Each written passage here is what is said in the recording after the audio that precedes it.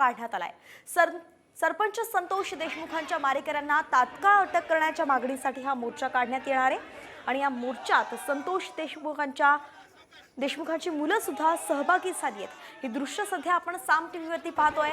लातूरमध्ये आक्रोश मोर्चा काढण्यात आलाय। देशमुखांच्या मारेकऱ्यांना अटक करा अशी मागणी करण्यासाठी लातूरकर आता रस्त्यावरती उतरल्याचं पाहायला मिळत आहे।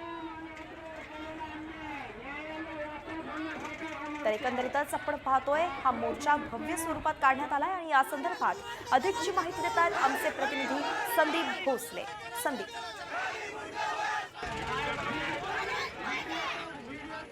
पाहायला गेलं तर बीड जिल्ह्यातल्या मसाजोग येथील सरपंच संतोष देशमुख यांच्या मारेकऱ्यांना अटक करा या मागणीसाठी आज लातूरच्या रेणापूर शहरामध्ये महाआक्रोश मोर्चा काढण्यात आलेला आहे। आपण जर बघितलं तर मोठ्या संख्येने या मोर्चामध्ये जे आहेत ते नागरिक सहभागी झालेले आहेत। विशेषतः या मोर्चामध्ये संतोष देशमुख यांची मुलगी ही देखील सहभागी झालेली आहे। मोठ्या संख्येने हे जे मोर्चेकरी आहेत ते रेणापूरच्या तहसीलकडे निघाल्याचं पाहायला मिळते। हातामध्ये वेगवेगळ्या मागण्या फलक घेऊन हे मोर्चेकरी आता तहसील कार्यालयाकडे कूच करतायत। आपल्यासोबत काही मोर्चेकरी आहेत, मला सांगा मोठ्या संख्येने मोर्चात लोक सहभागी झाले, काय मागणी?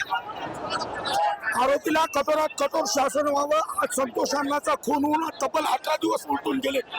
त्या 18 दिवस होऊन सुद्धा 4 आरोपी अटक आहेत, बाकीचे आरोपी आणखी त्यांना अटक झाले नाहीत। या घटनेचा मुख्य मास्टर माइंड तो वाल्मिक कराड याचं नाव होतं, तो वाल्मिक कराड आणखी अटक झालेला नाही।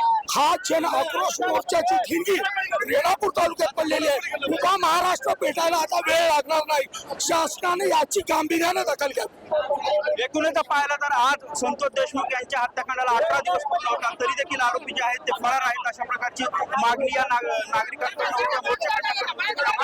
अटक करा अशी मागणी जी आहे ती आता हे मोर्चेकरी करतायत। मोर्चा जो आहे तो रेणापूरच्या तहसील कार्यालयाकडे सध्या हा निघालेला आहे। तर ही सर्व दृश्य आपण सध्या पाहतोय लातूरच्या रेणापूरची संपूर्ण दृश्य आहेत आणि या ठिकाणी भव्य असा मोर्चा काढण्यात आलाय। मराठा समाज संपूर्ण रस्त्यावरती सध्या उतरलेला पाहायला मिळतोय। देशमुखांच्या मारेकऱ्यांना अटक करा, मुख्य आरोपीला अटक करा आणि त्यांना कठोर शिक्षा द्या अशीच मागणी हे आंदोलक करतायत।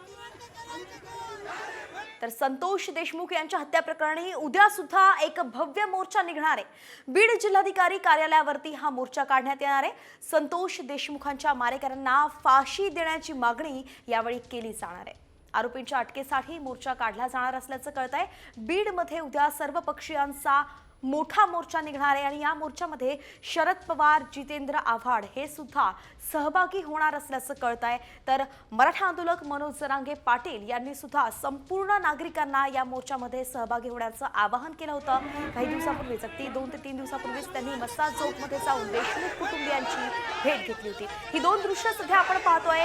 संतोष देशमुख यांच्या मृत्यू प्रकरणावरून, हत्या प्रकरणावरून सध्या लातूर पेटलाय, तर उद्या सुद्धा बीडमध्ये याची धग दिसणार आहे। आज लातूरमध्ये मोर्चा काढण्यात आलाय सकल मराठा समाजाकडून आणि उद्या बीडमध्ये सर्व पक्षीयांचा मोर्चा निघणार आहे।